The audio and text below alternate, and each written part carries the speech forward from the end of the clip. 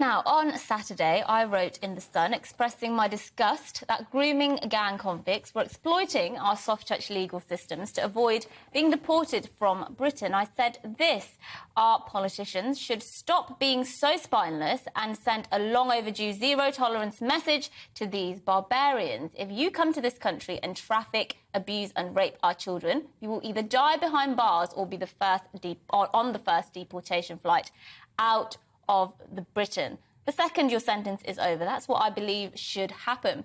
This is after it was revealed that one prolific Rochdale paedophile who impregnated a 13-year-old girl was arguing it would be against his human rights to be deported. Well, in a hearing last week, Adil Khan claimed that, get this, deporting him back to Pakistan would interfere with his right to a family life. My son needs a role model to teach him right from wrong, he said. Well, the convicted sex offender, groomer and paedophile told a judge that. I'm guessing he doesn't understand the word irony.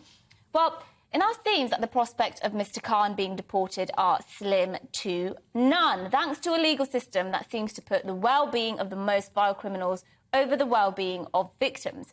Because this morning, it's emerged that a ringleader of a grooming gang, Abdul Aziz, has successfully avoided being deported.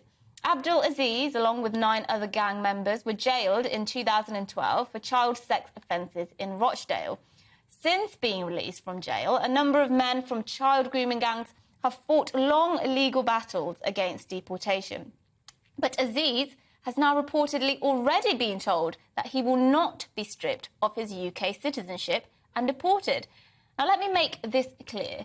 The paedophiles here are gaming the system. He was eligible for deportation because he also had Pakistani citizenship, but just a few days before the Court of Appeal ruled he could have his UK citizenship stripped, he renounced his Pakistani citizenship.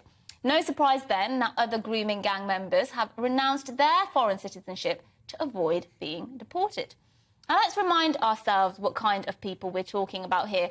Abdul Aziz was jailed for 9 years in 2012 for sex offences, including sexually exploiting a 15-year-old girl. He took his victims to flats in Rochdale where she was plied with vodka and drugs and coerced into sex with gangs of men in return to payments to Aziz Khan.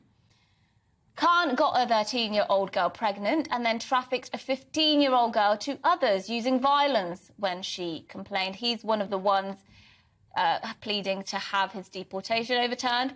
The courts are also hearing arguments for the deportation of Qari Abdul Rauf. He trafficked young girls for sex. He ferried one girl around in his taxi to have sex with other men. Now, it absolutely beggars belief that not only are these men out of prison at this moment as we speak and free to live their lives, but that they're also avoiding deportation by gaming our so-called justice system. I said it on the weekend and I'll say it again. Any foreign individual who comes to this country and traffics and sexually abuses children should either spend the rest of their lives locked away or be deported the second they're out of jail. What a shame that so-called human rights seem to get it so wrong.